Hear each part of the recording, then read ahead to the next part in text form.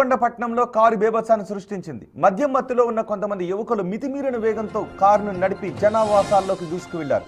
దీంతో స్థానికులు భయాందోళనకు గురయ్యారు. బుధవారం అర్ధరాత్రి దాటిన తర్వాత వినుకొండ పట్టణ ప్రధాన రహదారిపై అతివేగంతో దూసుకొచ్చిన కారు అదుపు తప్పింది.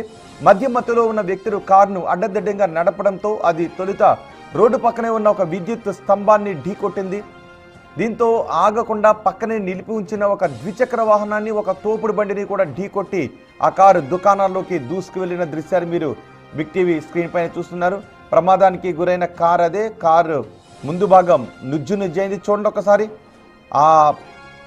ఎంత డ్యామేజ్ అయిందో మీరు బిగ్ టీవీ స్క్రీన్ పైన చూడొచ్చు. తాగిన మత్తులో కారును అడ్డదిడ్డంగా నడుపుకుంటూ వెళ్ళి పలు వాహనాలను ఢీకొట్టుకుంటూ వెళ్లారు.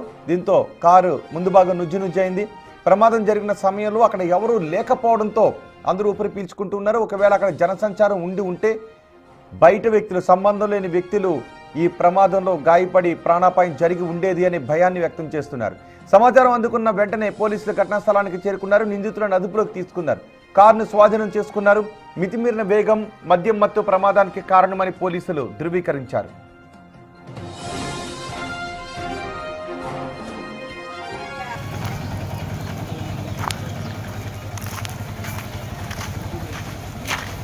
చాలా అదృష్టవంతులు మీరు. అయ్యి ఆపురా.